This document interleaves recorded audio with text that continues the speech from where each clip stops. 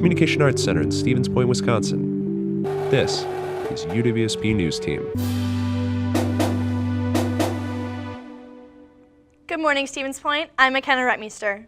And I'm Jasmine Bevers with the UWSP News Team. On today's show, we will discuss the UWSP Hall of Fame induction, the sale of local restaurant South Point, and student voting on campus for the latest midterm election. But first, we will discuss a huge concern on campus. The Point Forward budget hinted at huge economic difficulties within the UW system, but now we know that there is an $8 million deficit that needs to be addressed. Reporters Brett Markowitz and I investigated, and we further explore the financial meltdown. $8 million is a lot of money, and some say the budget shortfalls will come with cuts not only to the majors at UWSP, but to faculty and administrators as well. At a budget meeting on Tuesday, October 16, 2018, President of SGA Braley Kerber and Jordan Farrell gave a 30-minute presentation on where we stand as a school, and along with Provost Greg Summers fielded questions about where the budget will go in light of this new information. Nothing in the plan is decided yet, so the committee is working on a concrete plan that tackles the deficit. Active members on the budget forum group, Mark Tolstedt and Narissa Nevers, had this to say. Everybody's going to be impacted. Students, student learning, faculty, staff. I would contend that the people of Central Wisconsin are going to be impacted because that's our audience. This is a horrible situation for really everybody. I mean, it's a horrible situation, especially because we're looking at the possibility of tenured faculty having their jobs eliminated. Nothing in the plan is decided yet, so the committee is working on a concrete plan that tackles the deficit. So for most students, this can be pretty confusing. They want to know what they should be worried about, what they need to be worried about. I would urge any students who you know or who have questions to contact their student government association because they've been involved in the discussions and they've had a public forum on it as well, and they're planning another one. So I think it's important for students to have that voice. For UWSP News, this is Brett Markowitz with Jasmine Beavers, signing off. The committee will know when their plan passes legislation around March. UWSP's student body made sure their voices were heard for this year's election. With the midterm elections occurring Tuesday, November 6th, SGA has been doing their very best to try and get students out to vote. We have all the resources they'll need. We're going to be running voter shuttles on the 6th. We've sent out a candidate guide, nonpartisan, as close to professionally prepared as we can make it. And we're really trying to do everything we can to get students out to the polls on Tuesday. In the past, our voting demographic on campus has been decreasing, but Kaczynski is hopeful that this year will be different. And different it was. As the polling numbers for students reached an impressive number, of course the winners of the Wisconsin election were Governor-elect Tony Evers and running mate Mandel Barnes. Tammy Baldwin also retained her seat on the Senate. Midterms are now just about finished and finals will be coming up shortly. How do UWSP students prepare for these stressful times? Chaz Moots and Mario Sotomayor covered the story. With 9 weeks complete in the University of Wisconsin-Stevens Point fall semester, midterms are wrapping up, while final exams will be right around the corner. Showing up to class and doing the necessary homework is key, but when it comes to exams, every student has their own strategies and favorite places on campus to study. I'd study for like a half hour and then I'd take like a 10-minute break just to kind of relax and get away for a second because I mean, I know they say that you retain more information at the beginning and then at the end, and you lose all the stuff in the middle, so I kind of try to do that, just give myself breaks so I can retain everything. I go to the third floor of the library, typically, because they got everything you need, computers, tables. It's pretty simple. Being a senior at UW-Stevens Point, Cannon O'Haron knows exams in college are a whole lot different than exams in high school. In high school, I mean, it's kind of like common sense stuff where you can look over your notes like one time and you'll be all right for your exam, where, I mean, at this level, you gotta put time in like every single day, every single week, because the exams are obviously more like difficult and it's more an application versus like memorization. Every student wants an A on their big midterm or final. However, it's very important also to put the books aside for a little bit, grab a coffee, maybe some food, and relax, as exams can be a very stressful time for students. In fact, trying to study all at one time can actually put you back even further. If you do too many overnights, cram sessions, it begins to cloud your cognitive ability. And so it's really important that you put time in your schedule to study and time for breaks and to make sure that you're getting a good night's sleep. I would really encourage people to make sure they're talking to the professors, going to review sessions, and making sure they're getting the support that they need. Reporting in Stevens Point, Chaz Moots and Mario Sotomayor, UW Stevens Point News Team. Students, make sure to take advantage of all the resources offered on campus if you haven't before. Coming up after the break, we take a look at the Hall of Fame induction. And a recap of the UWSP football season. We'll be right back.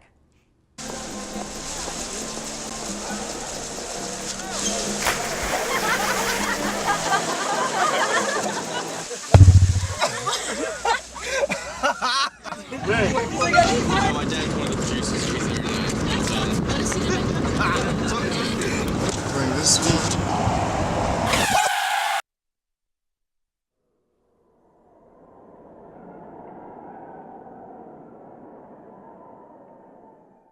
I grew up in the housing projects of Cleveland. I didn't even know that life could be any better than it was. Education for me has been a way to get away from the agony of what was normal life. I want to be able to impact the community, not just look back on where I came from, but to reach back to where I came from and pull some people up with me. My name is David, and I am your dividend. You know what, guys? There's a lot of tree branches and dry brush over here. We should probably move the bonfire over there.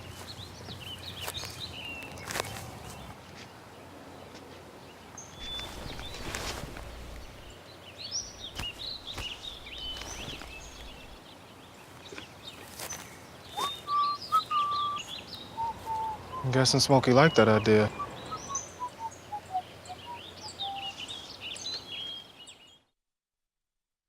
So, I got this new family, and I don't know what it is about this one, but she can't seem to put down that toy all day long. Tap, tap, tap, tap. Oh, and she even talks to it. She talks to that more than she talks to him. What's up, bro? Nice shirt. Who's she talking to? Her mom? She talks to her mom a lot.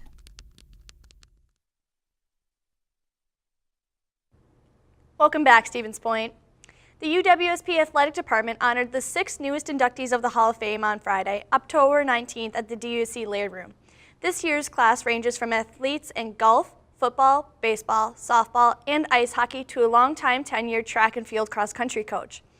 Doug Coe, Jared Jenkins, Carrie Rokamp, Amy Statz, Jessica Urban, and Rick Witt join over 200 other 15 athletes, years since we've coaches, seen each other. and It's like it was yesterday that we were here playing ball and putting on the purple and gold. So those are the memories. Those are the things I've taken the most away from my time here at Pointe.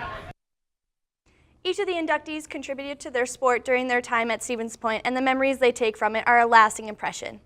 You can read more about the newest class of inductees and previous classes on the Pointer Athletic website under the Traditions tab. Welcome to the UWSP News Team Sports Zone. The Pointer football team faced the competition head-on this year, giving it their all, every step of the way. We have the story on the new coach's thoughts, the highlights of the season, and what the program here means to a few of the players. Take a look. The UWSP football team finished a tough season under first-year head coach Greg Breitbach, but their biggest highlight of the season was an upset over then 10th-ranked UW Oshkosh on Senior Day. Well, it was just really neat to see our seniors win their last game at home. Oshkosh has been a team that typically in the last 8 to 10 years we've struggled beating. So that was a good step in the right direction in this conference to win that game. But ultimately every game is important to us. Every game has its unique benefits to winning it. And that was one that we really wanted to get. It also showed that our program can compete with the top teams in this league and quite frankly in the country, because Oshkosh was number 10 in the country when we played them and were able to beat them. But again, all of our games are very important. We approach them all the same. For Cameron Krasansky, there are 2 members that will always stand out to him during his playing career here at UW Stevens Point. Definitely a lot of funny moments at practice, and definitely beating Oshkosh this year. I probably won't forget that one for a long time until I'm 6 feet under the ground, I guess. Playing at a Division III program and having the chance to play football in college is what matters most to Jalen Burks as a student athlete. Well, football has been in my life for over half my life. So since I've been 10 years old, I've been playing football. And I continue to play. Like, D3 is different because obviously we don't get our schooling paid for or nothing. We actually have to pay to play football. So, you know what I'm saying? So it's basically for the love of the game, and that's what a lot of us is here for, the love of the game. During his time here as a student, Sam Schaefer has enjoyed the small-town feel of Stevens Pointe and the friendships he's made on the team, as well as what he's gotten out of the program. To high school back in River Falls, which some people might know it's kind of like Stevens Pointe. It's a small town, it's not huge, it's not too tiny, so I kind of felt like at home here, but I'm not at home, so I could get like 3-4 hours away. I can be my own person, meet all these different kinds of people with all this different diversity, but still have like a chance to do what I want to do and like still be close to home at some point. The team looks to pick up where they left off next season. This has been the Sports Zone for UWSP News Team. The UWSP football team ended the 2018 season with 3 wins and 4 losses in their conference. Coming up after the break, we take a look at a local legend in Stevens Pointe. And how students got into the Halloween spirit on campus. We'll be right back.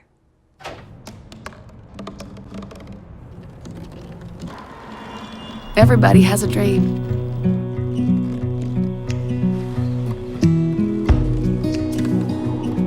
Mine was to see the ocean.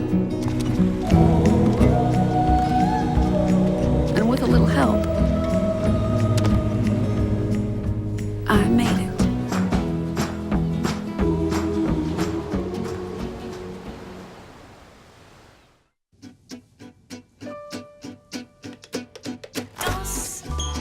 Suis la cadence, on lève bien tes hanches au bal du dimanche.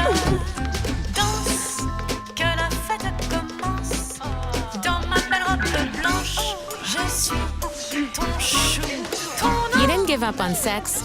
Don't give up on birth control either. There are more methods than you think. Find yours at bedsider.org.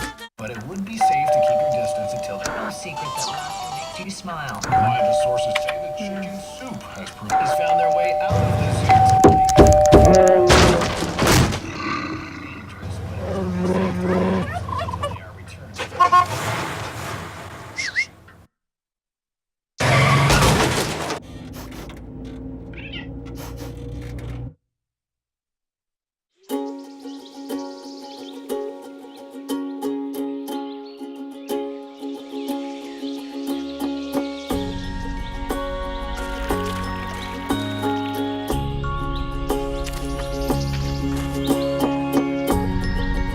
Getting closer to nature can get you closer to your family.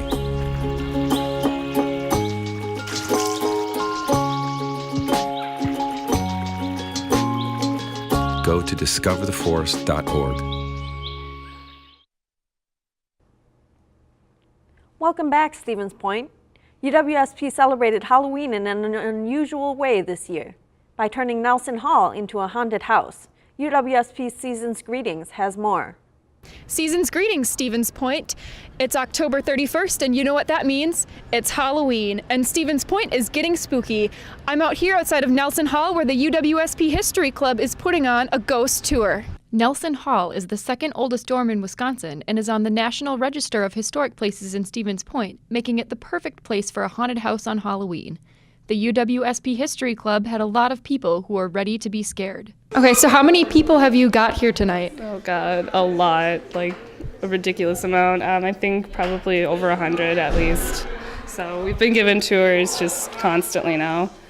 And we do close at 10, but I hope it kind of slows down just so our tour guides can catch their breath because we're a very small club and we're only, I think, 10 people, and we're doing all this. The ghost tour attracted many people, from students to Stevens Pointe residents to faculty who work in Nelson Hall. So you work in this building? Yes, I do. for about 20 years now. Wow. Yeah. And your mother used to live in this building? Yes, she did. About probably where I about working right now. So it's kind of creepy. Yeah. So why did you decide to come to the ghost tour today? Because we've had students who come over all the time and be like, "Have you ever seen the ghost?" And I've never had any ghostly experiences here, so now I'm just curious what the stories are and what the legends are. So maybe I won't want to work here anymore after I hear the stories. But I was just curious what the actual stories are. So. The tour consisted of a walkthrough of the hall and a brief history of the ghostly legends and dark rumors that may have occurred over the years. Some people were very excited. I'll tell you why. It's the spirit of the fright. It's the Halloween. We have the darkness inside of us, right? We're all gonna live it tonight in here. While others were a little unenthusiastic. They dragged me here and I had nothing better to do. Well, there you go, folks. Some of the most famous rumors that were told during the ghost tour were that a young woman jumped out a third-floor window after hearing that her boyfriend died during World War II, and that another girl hanged herself in one of the third-floor bathrooms. Although the tour was more informative than scary, oh my God! It was still a good way to get some Halloween fun. I decided to come because our hall was not giving candy to little kids because no one showed up. That's so sad. So did you get at least a little bit of Halloween fun tonight? Yes, I did. Wishing you a happy Halloween. This has been UWSP News Team Season's Greetings. We hope that everyone had a safe and fun Halloween this year. Every year around the fall season, word of the local legend, the Bloody Bride Bridge, gains attention as the Stevens Pointe community gets into the Halloween spirit. The legend states that a woman was killed in a car crash over the bridge on Highway 66 near Jordan Park on her wedding night. Due to the violent circumstances of her death, she remains on that bridge and haunts those who stop there at night. However, the story did not gain popularity until a police officer encountered the ghost of the Bloody Bride. The officer was driving down Highway 66 and saw a figure on the bridge. Unable to stop in time, he struck the figure with his car. When he looked back to see what happened, he saw the Bloody Bride sitting in his back seat. According to the lore, if a person drives to the bridge and parks their car there at midnight, the Bloody Bride will appear in the back seat of their car. Despite the popularity of the legend, there is still little evidence to prove if the bride is even real. There are no police records of the car crash that killed the bride, and there is no records of a police officer ever encountering the apparition of the bride. I mean, there hasn't been anything to disprove or prove it, so I mean, I think that's what makes it such a sort of nice story, is that people like that level of the unknown. They tend to kind of cling to that as something that they can go and try to experience for themselves. Whether or not the legend of the Bloody Bride is real, it is still a part of the history and community of Stevens Pointe. Next on CNN, catches us up on some of the headlines from around the nation. We'll be right back after the break.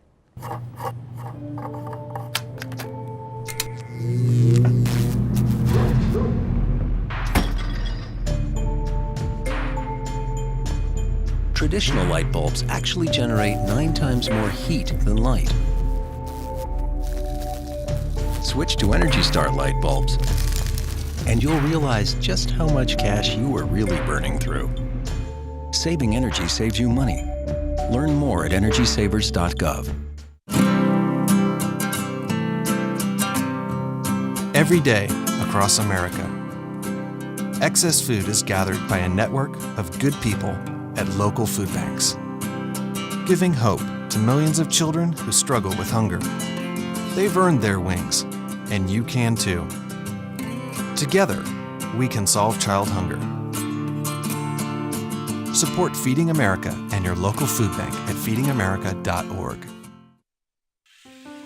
A boy born in Joplin, Missouri was fascinated by anything with wheels and a motor. The odds of him going on to fascinate millions with his talent? 1 in 260,000. The odds of this born racer having 157 career top 10 finishes in NASCAR? 1 in 125 billion.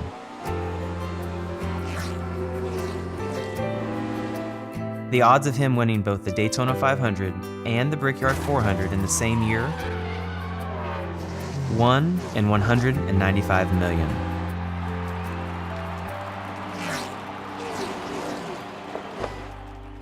The odds of a child being diagnosed with autism? 1 in 88. I'm NASCAR driver Jamie McMurray, and my niece has autism. Learn more at autismspeaks.org/signs.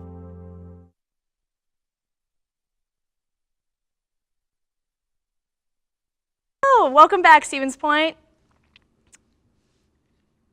That was very interesting to see, and we have some very exciting things coming up from you from our national news block, the CNN News Block. The wildfires of California have been ravaging, and families have been devastated, especially given the Thanksgiving holiday. We have some interviews with some local people wondering about how they have been getting through this difficult time with the fires ravaging them. I felt lucky because it was crashing in around us. I felt blessed and that we got everybody out of there. You know, there was probably no way we would have survived if we tried to stay there and fight it. Tim and Christian Truitt of Butte County were just two of the many who lost their homes in the Camp Fire, barely escaping with their lives. And then my bus driver in the morning, she said that we don't have to worry about anything, but I didn't believe her at all. Because now our home is destroyed and it was a really nice place.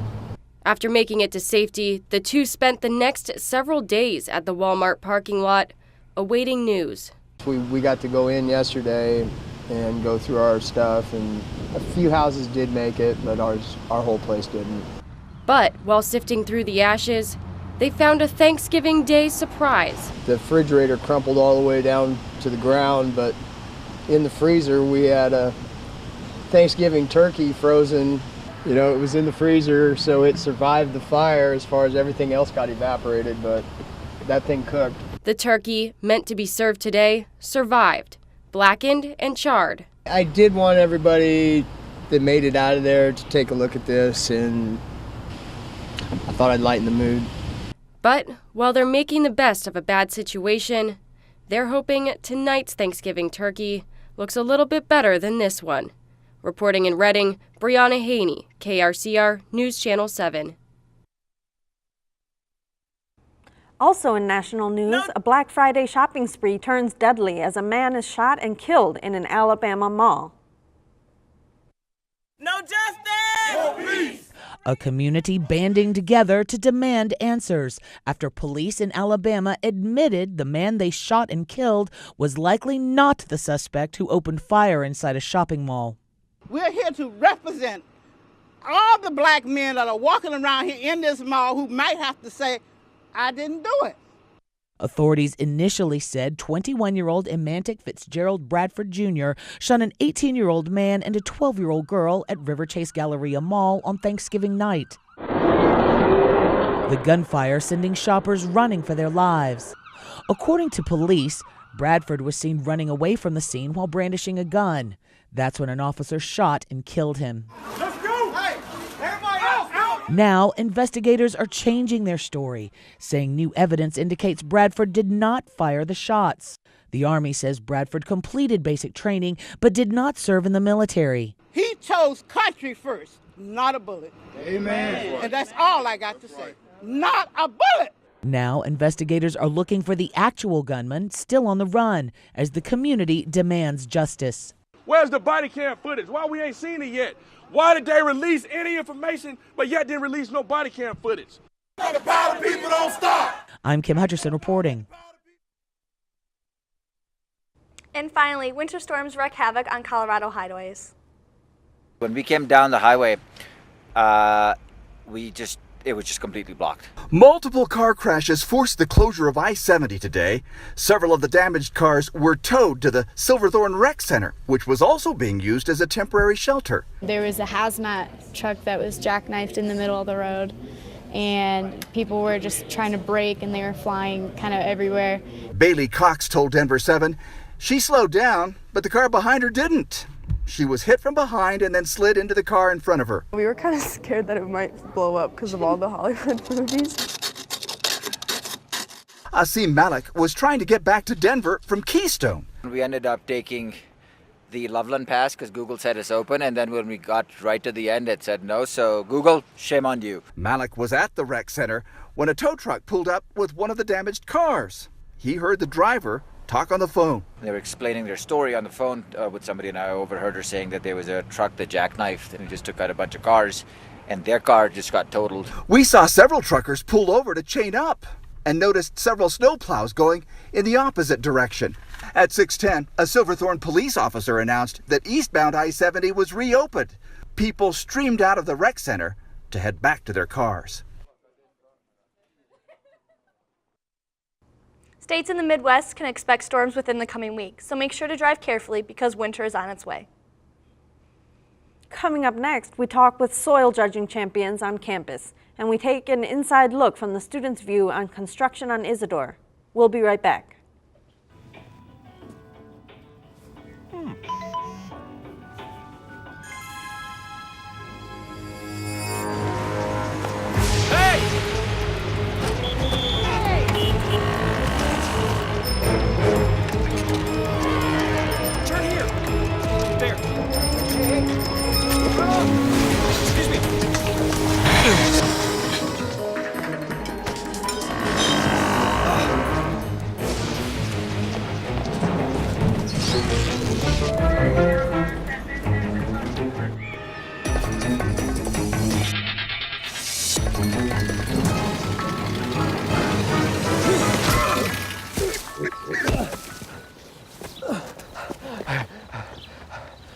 So, same time next week? Well, of course. Put away a few bucks, feel like $1 million. For free tips to help you save, go to Feed the Pig.